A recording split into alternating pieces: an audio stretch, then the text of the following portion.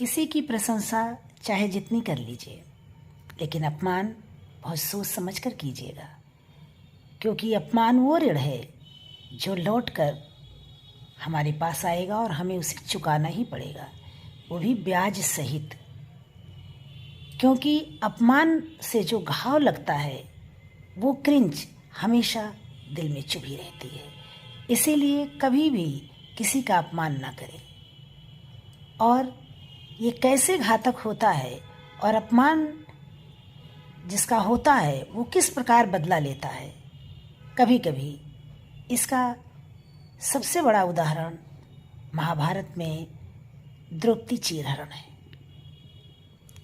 द्रौपदी जब इंद्रप्रस्थ की महारानी थी तो वहाँ जो समारोह हुआ था उसमें दुर्योधन भी आए थे।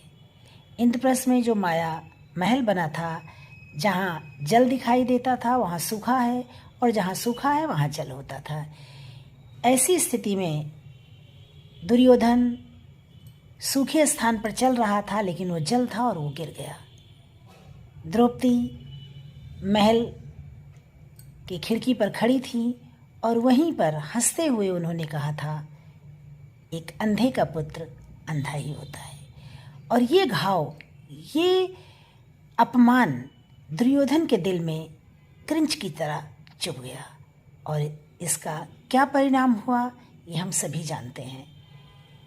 द्रुत क्रीड़ा का आयोजन किया गया।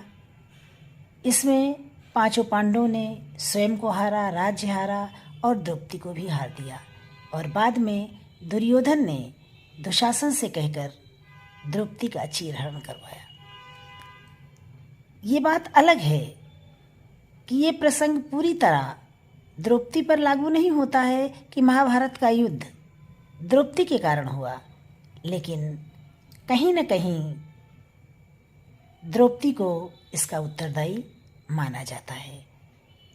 कुछ लोग कहते हैं अगर द्रौपदी दुर्योधन का अपमान न करती तो धृतक्रीड़ा न होता और द्रौपदी का चीरहरण न होता, उसके बाद ये परिस्थितियां न बनती और महाभारत का युद्ध न होता। लेकिन जो होना था वो तो होके रहेगा, ये विधि का विधान है।